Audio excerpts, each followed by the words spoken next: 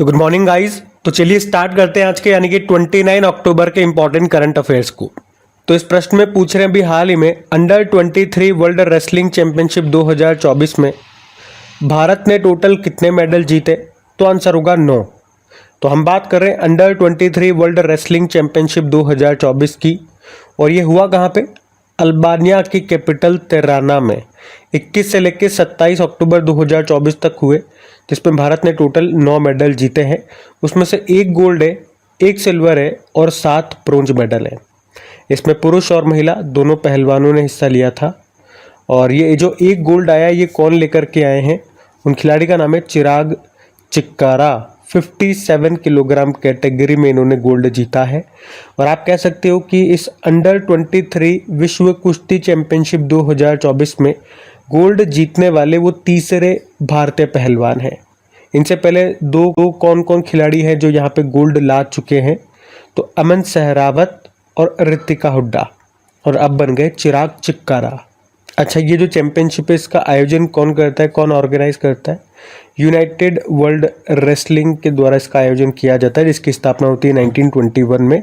मुख्यालय आपको मिलेगा स्विट्जरलैंड में। अच्छा, रेसलिंग यानी कि कुश्ती से आपको याद आएगा इस साल हमारी एक कुश्ती प्लेयर है जिन्होंने संन्यास ले लिया, उनका नाम है विनेश फोगाट। और कल हमने पढ़ा था साक्षी मलिक का भी संबंध कुश्ती से है।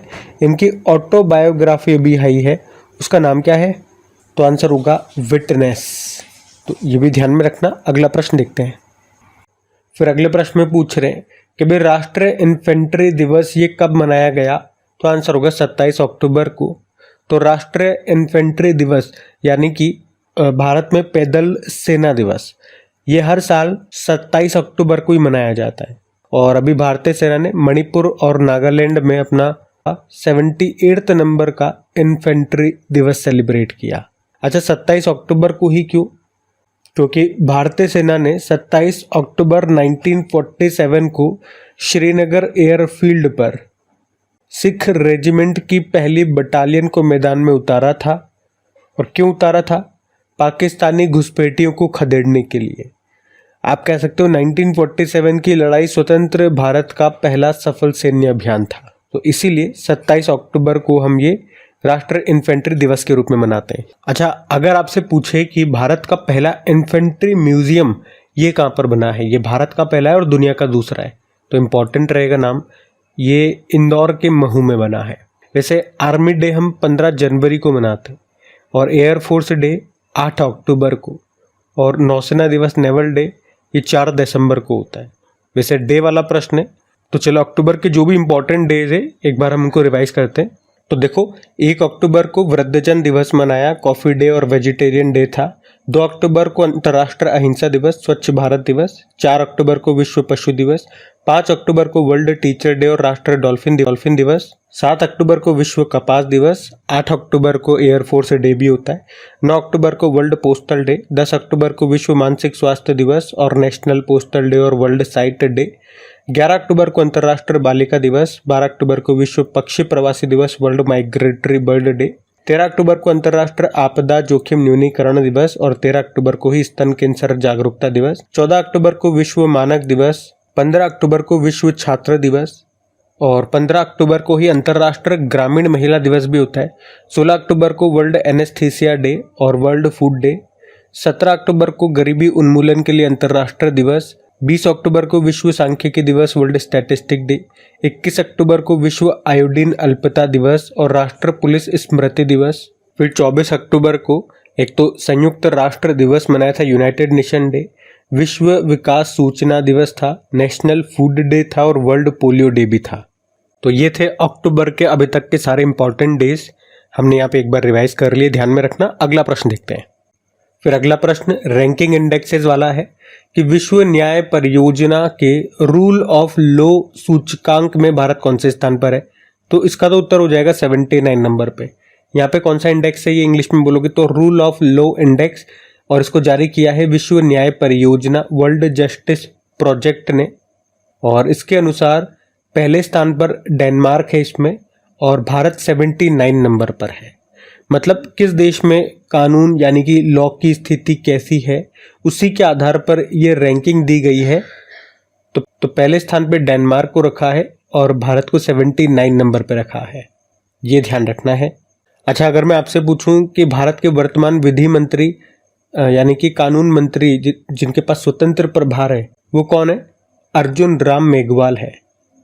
और आप जानते हो अभी 51वें नंबर के हमारे चीफ जस्टिस ऑफ इंडिया कौन बन गए हैं? संजीव खन्ना बन गए हैं, क्योंकि 10 अक्टूबर तक तो जो DY चंद्रचूड़ है वो रिटायर हो जाएंगे, उसके बाद ये 51वें नंबर के CJI होंगे। और आप जानते हो इंटरनेशनल डे ऑफ वुमेन जजेस, महिला न्यायाधीशों का अंतर्राष्ट्रीय दिवस कब होता है? 10 मार्च को होता है, ये जरूर ध्यान रखिएगा, ये इंपॉर्टेंट है क्योंकि अभी एक आध साल ही हुए हैं इसको शुरू हुए। वैसे रैंकिंग वाला प्रश्न है, तो चलो 2024 के कुछ इंपॉर्टेंट रैंकिंग्स में आपको रिवाइज करवाता हूँ।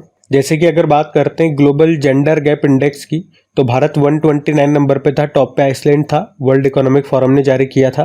ग्लोबल पीस इंडेक्स में भारत 116वें स्थान पर है, टॉप पर आइसलैंड है, जारी किया था institute of economic and peace ने। और ग्लोबल एनर्जी ट्रांजिशन इंडेक्स में भारत 63 पे है, टॉप पे स्वीडन है, वर्ल्ड इकोनॉमिक फोरम ने जारी किया। वर्ल्ड इन्वेस्टमेंट रिपोर्ट आई थी, उसमें भारत 15वें स्थान पर है, टॉप पर अमेरिका है, अंकटाड ने जारी किया। सस्टेनेबल डेवलपमेंट रिपोर्ट आई थी, भारत 109वें स्थान पर है, टॉप पर फिनलैंड रहा। और नीति आयोग का जो sustainable development goal India index आया, उसमें भारत का स्कोर 71 है और टॉप पे केरल और उत्तराखंड था। ग्लोबल लिवेबिलिटी इंडेक्स में टॉप पर वियना है, जो कि ऑस्ट्रिया की कैपिटल है, इसको इकोनॉमिस्ट इंटेलिजेंस यूनिट ने जारी किया।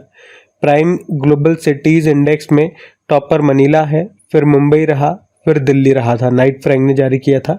सकल पर्यावरण उत्पादन सूचकांक लॉन्च करने वाला पहला राज्य ये उत्तराखंड बना था। राज्य खाद्य सुरक्षा सूचकांक स्टेट फूड सिक्योरिटी इंडेक्स में टॉप पर केरल रहा था। बाकी अभी वैश्विक नवाचार सूचकांक आया था, इनोवेशन इंडेक्स, उसमें भारत 39 पे है, टॉप पे स्विट्जरलैंड है। वर्ल्ड टैलेंट इंडेक्स आया था, भारत 58 पे, टॉप पे स्विट्जरलैंड है।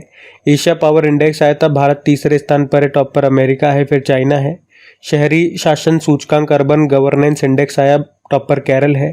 विश्व का चौथा देश कौन सा बन गया जिसका विदेशी मुद्रा भंडार $700 बिलियन को पार कर गया? तो इंडिया, पहले पे चाइना, फिर जापान, फिर स्विट्जरलैंड था।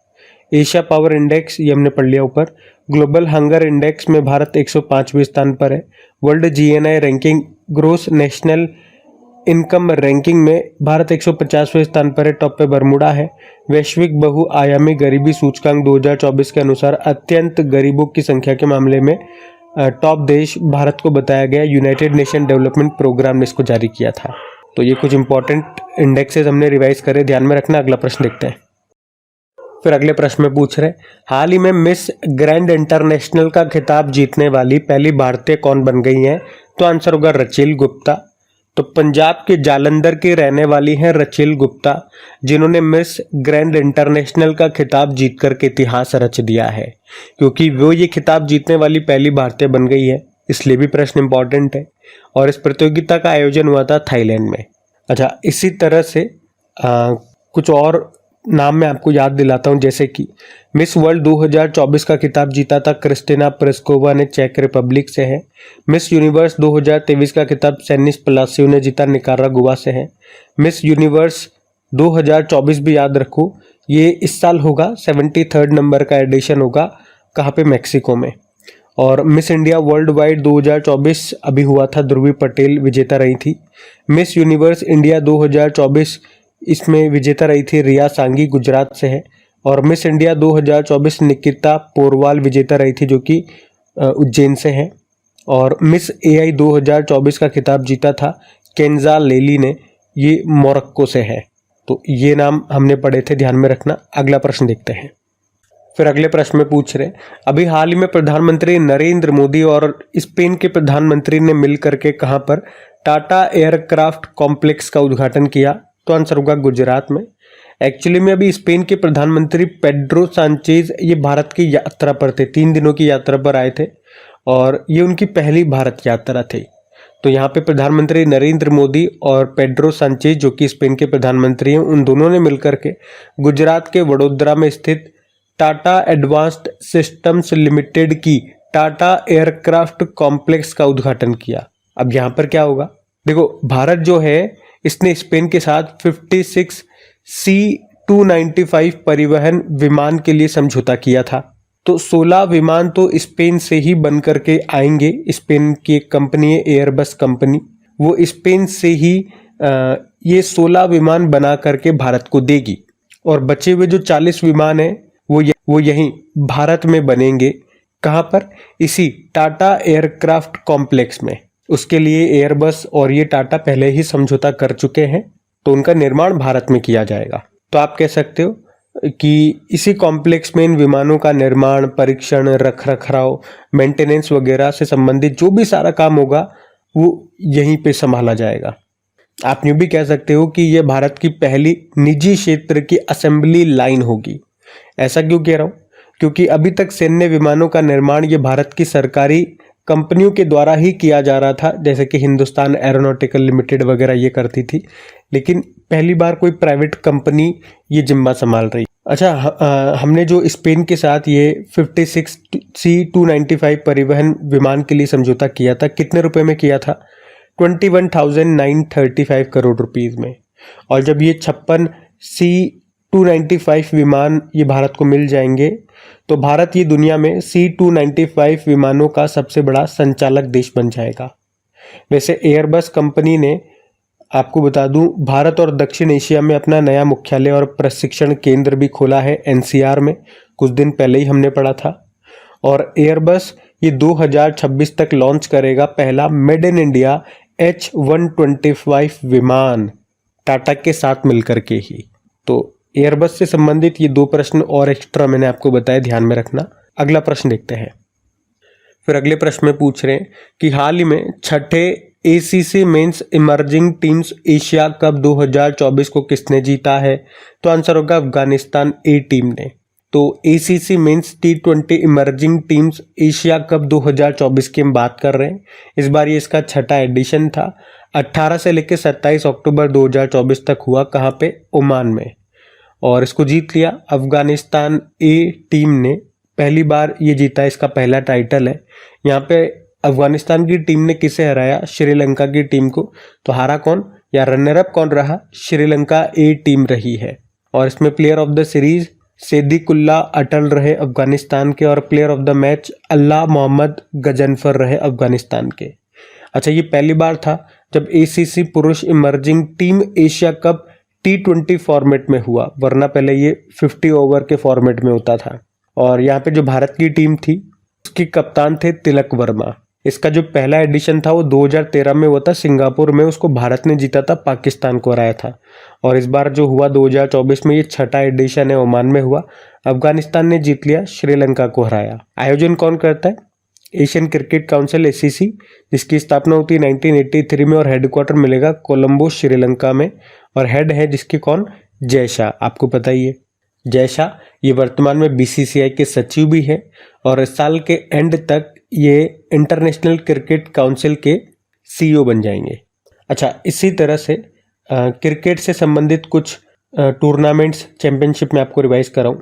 जैसे कि अभी जो नवा महिला एशिया कप 2024 हुआ था, श्रीलंका में हुआ था, उसको श्रीलंका ने जीता था, भारत को हराया था। अभी नवा ICC mains T20 world cup 2024 जो हुआ था वेस्ट इंडीज और अमेरिका में, भारत विजेता रहा था, साउथ अफ्रीका हारा था। इसमें player of the series Jasprit Bumrah थे। और अभी नवा ICC women's T20 world cup जो 2024 हुआ था, हुआ कहाँ पे था? यूनाइटेड अरब अमीरात ने, उसको न्यूजीलैंड ने जीत लिया, साउथ अफ्रीका को हराया। और 2025 में जो मेंस एशिया कप है वो भारत में होंगे T20 फॉर्मेट में।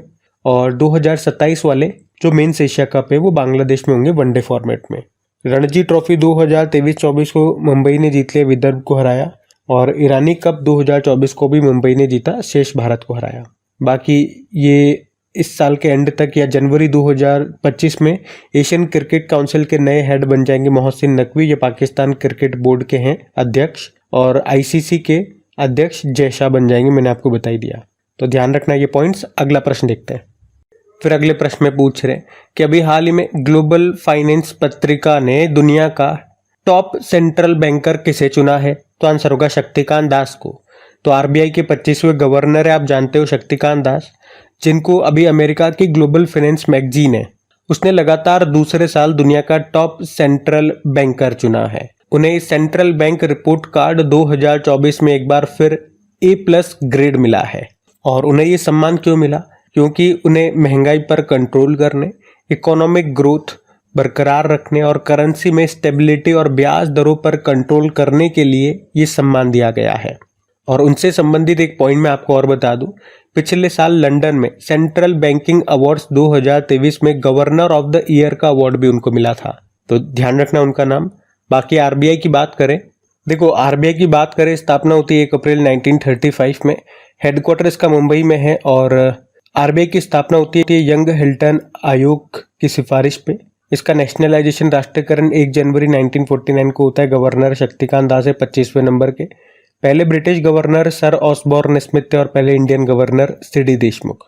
उसके अलावा आरबीआई ने कहा कि वो यूएलआई यानी कि यूनिफाइड लैंडिंग इंटरफेस लॉन्च करेगा और ये हमने पढ़ ही लिया। ग्लोबल फाइनेंस मैगजीन ने टॉप सेंट्रल बैंकर का दर्जा दिया था। Sovereign wealth end fund institute की सबसे अमीर केंद्रीय बैंकों की सूची आई थी, उसमें आरबीआई 12वें स्थान पर है। टॉप पर अमेरिका का फेडरल रिजर्व है। और आरबीआई की मौद्रिक नीति समिति ने सदस्य के रूप में किसे नियुक्त किया था? अभी 3 जनों को, डॉक्टर नागेश कुमार, सौगत भट्टाचार्य और प्रोफेसर राम सिंह को। तो ये ध्यान रखना। अगला प्रश्न देखते हैं। फिर अगले प्रश्न में पूछ रहे हैं कि सुल्तान जोहर कप जूनियर हॉकी टूर्नामेंट 2024 में भारत ने कौन सा मेडल जीता? ब्रॉन्ज। सुल्तान जोहर कप कहाँ होता है इसका आयोजन? मलेशिया में होता है। और यहाँ पे अभी भारतीय जूनियर मेंस हॉकी टीम ने ब्रोंज मेडल जीता है, यानी कि तीसरे स्थान पर रही है भारतीय टीम। और भारतीय टीम ने यहाँ पे न्यूजीलैंड को हराया था। अच्छा, टॉप पर कौन है या विजेता कौन रहा? Great Britain. और इसमें रनर अप ऑस्ट्रेलिया रहा था और तीसरे स्थान पे भारत रहा। अच्छा, ये जो सुल्तान जोहर कप है ये हर साल मलेशिया में ही होता है। अगर आपसे पूछ ले, इसका नाम से पूछ ले कि सुल्तान जोहर कप का संबंध किससे है, तो याद रखना हॉकी से है। और एक सुल्तान अजलान शाह कप भी होता है, जो कि 2024 वाला किसने जीता था? जापान ने जीता था, पाकिस्तान को हराया था। चलो, हॉकी से ही संबंधित 2024 के जो महत्वपूर्ण करंट अफेयर्स है वो मैं आपको रिवाइज करवाता हूँ। तो सुल्तान अजलान शाह कप हमने देखा मलेशिया में हुआ था, जापान ने जीता, पाकिस्तान को हराया था। FIH hockey 5S women's world cup, ये इसका पहला एडिशन हुआ था अभी ओमान की कैपिटल मस्कट में, जिसको नीदरलैंड ने जीता था, भारत को हराया था। ये वुमेन्स वाला था। एक मेंस वाला भी अभी हुआ था, वो भी पहला ही संस्करण था, मस्कट में ही हुआ, नीदरलैंड ने ही जीता और हराया था मलेशिया को। एशियन गेम्स जो पिछले साल हुए थे 19वां संस्करण चाइना के हांगजाओ में, उसमें हमारी मेंस हॉकी टीम ने गोल्ड जीता था। चलो, आप मुझे बताओ अभी पेरिस ओलंपिक में हमारी जो मेंस हॉकी टीम है उसने कौन सा मेडल जीता और किसे हराया था? किसे हराया था ये ज़रूर बताना, इस तरह के प्रश्न एग्जाम में आते हैं। बाकी भारतीय पुरुष हॉकी टीम के कोच हैं क्रेग फुलटन, साउथ अफ्रीका से हैं। और अभी भारतीय महिला हॉकी टीम के भी नए कोच बन गए, हरिंदर सिंह नाम है। रायबरेली हॉकी स्टेडियम, इसका नाम रानी रामपाल के नाम पे रखा गया और रानी रामपाल ने अभी संन्यास की घोषणा कर दी है, पढ़ा था हमने। भारत का सबसे बड़ा हॉकी स्टेडियम उड़ीसा में बना था, जिसका नाम बिरसा मुंडा के नाम पर रखा गया। हॉकी स्टेडियम का नाम बलबीर सिंह सीनियर के नाम पे। वुमेन्स हॉकी लीग 2024 का आयोजन रांची झारखंड में हुआ। 2025 में जो hockey mains junior world cup है भारत में होंगे। अभी 8वां एशियाई पुरुष हॉकी चैंपियंस ट्रॉफी ये हुआ था चीन के हुलुनबुई में, जिसको भारत ने जीता था, चाइना को हराया था। और इस साल नवंबर में जो 8वीं महिला एशियाई हॉकी चैंपियंस ट्रॉफी होगी वो भारत में होगी। भारत में भी कहाँ? बिहार के राजगीर में, जिसका मैस्कॉट है शुभंकर है गुड़िया। हॉकी इंडिया ने PR श्रीजेश की जर्सी नंबर 16 को रिटायर कर दिया, क्योंकि अभी पेरिस ओलंपिक के बाद PR श्रीजेश ने संन्यास ले लिया है। उसके अलावा भारत की जूनियर पुरुष हॉकी टीम का नया हेड कोच बना दिया PR श्रीजेश को। 14वीं hockey India junior men's national championship ये पंजाब में हुई थी, पंजाब ने जीता, उत्तर प्रदेश को हराया। और 14वीं हॉकी इंडिया जूनियर महिला राष्ट्रीय चैंपियनशिप ये झारखंड में होगी। बाकी देखो, पूरे विश्व में हॉकी को रेगुलेट करने वाली जो बॉडी है वो इंटरनेशनल हॉकी फेडरेशन है। इसकी स्थापना होती है 1924 में, हेडक्वार्टर लुज़ान स्विट्जरलैंड में है और हेड है मोहम्मद तैयब इकराम, फिर से बन गए। और 1928 में भारत FIH का सदस्य बनने वाला पहला एशियाई देश बना था, ये भी याद रखना। वैसे हॉकी इंडिया के अध्यक्ष कौन है? दिलीप टेर्की है। और एशियन हॉकी फेडरेशन का मुख्यालय कहाँ पर है? कुआलालंपुर मलेशिया में है। और हॉकी से संबंधित कुछ कप्स एंड ट्रॉफीज़ की बात करें तो अजलान शाह कप होता है, आगा खा कप होता है, Dhyan Chand cup, Rangaswamy cup, Scindia cup, Ranjit Singh cup, Beighton cup, Indira cup और आज जैसे हमने पढ़ा सुल्तान जोहर कप, इन सब का संबंध हॉकी से है। तो ध्यान रखना, ये आपको 2024 में हॉकी से संबंधित जो भी इम्पोर्टेंट प्रश्न थे मैंने एक साथ यहाँ पे रिवाइज करा दिए, ठीक है। और हाँ, अगर आप में से कोई स्टूडेंट पहली बार क्रैक एग्जाम चैनल पे करंट अफेयर्स पढ़ रहे हैं तो आपको बता दूं कि जो भी क्वेश्चन हम पढ़ रहे हैं, जो भी रिवीजन शीट में आपको दे रहा हूँ, ये सब आपको पीडीएफ में मिल जाएगा। पीडीएफ बिल्कुल फ्री होती है, जो आपको कहाँ मिलेगी, अपनी क्रैक एग्जाम एप्लीकेशन में मिलेगी, जिसका लिंक नीचे डिस्क्रिप्शन बॉक्स में दिया गया है। और वहाँ पे पीडीएफ के साथ साथ आपको क्विज भी मिलेगी। डेली मैं आपको टेस्ट बना करके देता हूँ ताकि आप इनके अच्छे से प्रैक्टिस कर सकें, तो वो टेस्ट ज़रूर लगाइएगा।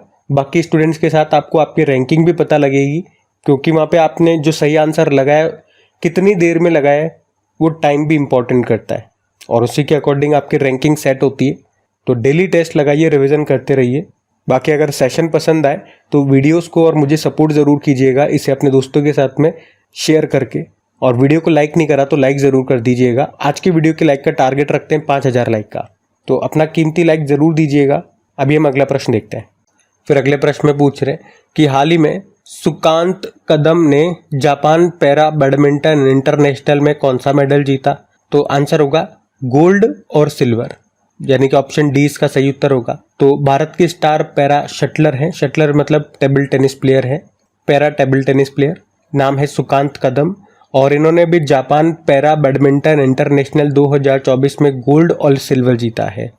इन्होंने मेंस सिंगल में तो गोल्ड जीता है और मेंस डबल में दिनेश राजैया के साथ मिलकर के सिल्वर जीता है। क्या नाम है? सुकांत कदम।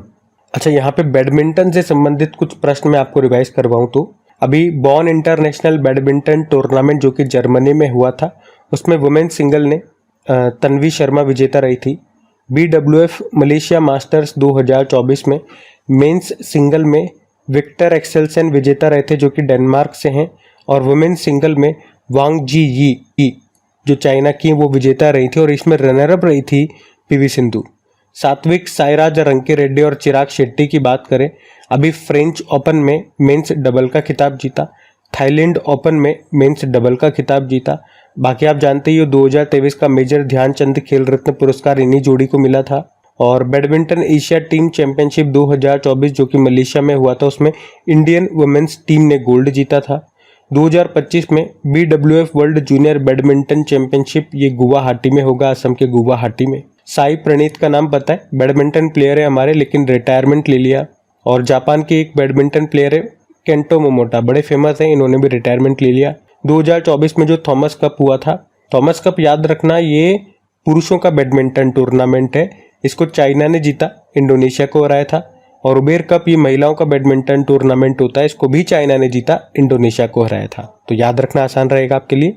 अलावा badminton Asia under 15 junior championship 2024 जो कि चाइना में हुआ था, तन्वी पत्री ने जीता। प्रमोद भगत का संबंध किससे है? बैडमिंटन से है। और इनका नाम न्यूज़ में क्यों था? क्योंकि अभी बैडमिंटन वर्ल्ड फेडरेशन ने डोपिंग के कारण 18 महीने के लिए इनको निलंबित कर दिया था, बैन कर दिया था। देखो, वर्ल्ड वाइड जो बैडमिंटन को रेगुलेट करने वाली बॉडी है वो है बैडमिंटन वर्ल्ड फेडरेशन, जिसकी स्थापना होती है 1934 में, हेडक्वार्टर कुआलालंपुर मलेशिया में है और पॉल एरिक इसके अध्यक्ष हैं। वहीं बैडमिंटन एसोसिएशन ऑफ इंडिया की भी स्थापना 1934 में ही हुई थी, मुख्यालय नई दिल्ली में है और हेड है हेमंत बिस्वा शर्मा जो कि असम के मुख्यमंत्री भी हैं। और ये जो थॉमस कप हो गया, उबेर कप हो गया, Sudirman cup, Narang cup, Rahmatullah cup, Chadha cup, इन सब का संबंध बैडमिंटन से है।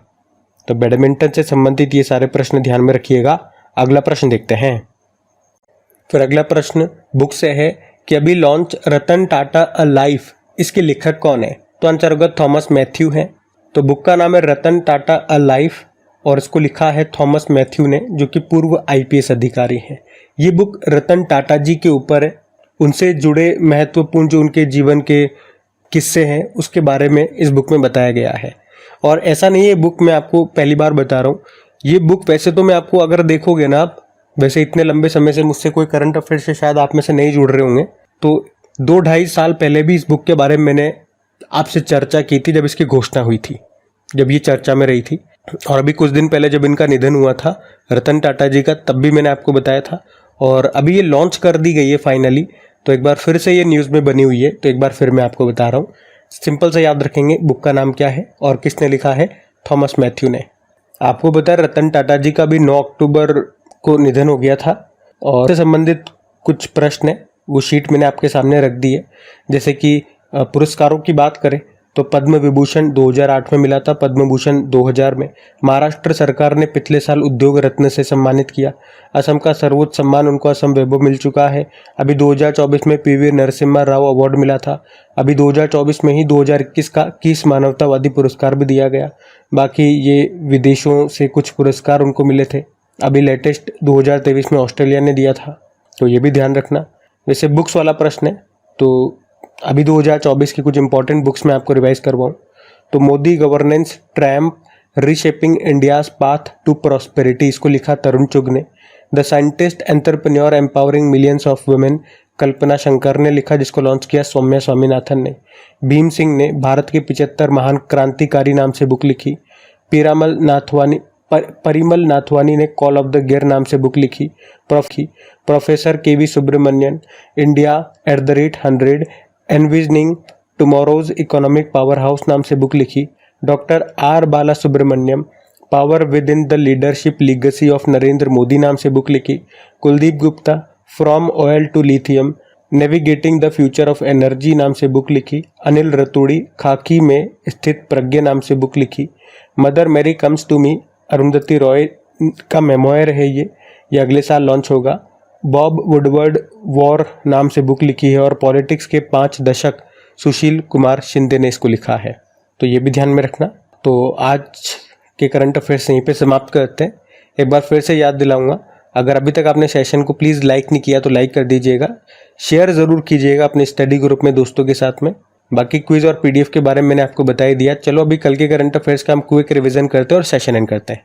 तो पहला प्रश्न हमने देखा था, ये बुक है विटनेस, किस भारतीय खिलाड़ी की आत्मकथा है? साक्षी मलिक। फिर पूछा विश्व के सर्वश्रेष्ठ स्कूल पुरस्कार 2024 से किसे सम्मानित किया गया? उपर्युक्त तीनों। और WHO से मंजूरी प्राप्त भारत की वैक्सीन जाइवेक TCV का संबंध किससे है? टाइफाइड। और इंटरनेशनल कॉपर एसोसिएशन का नवीनतम सदस्य बन गया है हिंडाल्को। सुविधा 2.0 मोबाइल ऐप को लॉन्च किया है चुनाव आयोग ने। कनक राजू का निधन हो गया, वे एक नर्तक थे, डांसर थे। देश में 21वीं पशुधन जनगणना का शुभारंभ किसने किया? जो हमारे मत्स्य पालन मंत्री हैं राजीव रंजन सिंह या लल्लन सिंह बोल दो। और प्रधानमंत्री मुद्रा योजना के तहत मुद्रा ऋण की मौजूदा सीमा को 10 लाख रुपए से बढ़ा के कितना कर दिया? 20 लाख रुपए। कैबिनेट ने IN स्पेस के तहत अंतरिक्ष क्षेत्र के लिए कितने करोड़ रुपए के वेंचर कैपिटल फंड की स्थापना को मंजूरी दी? 1000 करोड़। और आखिरी प्रश्न पूछा, भी प्रख्यात भौतिकीविद डॉक्टर रोहिणी N गोडबोले का निधन हो गया, उन्हें किस वर्ष पद्मश्री मिला था? तो आंसर होगा 2019 में। चलो कल का भी होमवर्क प्रश्न देखते हैं और सेशन एंड करते हैं। तो कल के वीडियो में पूछा था गेवरा कोयला खदान ये कहाँ पर स्थित है? तो आंसर होगा छत्तीसगढ़ में। आप सभी ने प्रश्न का बिल्कुल सही उत्तर दिया। अब ये आज का आपका होमवर्क प्रश्न।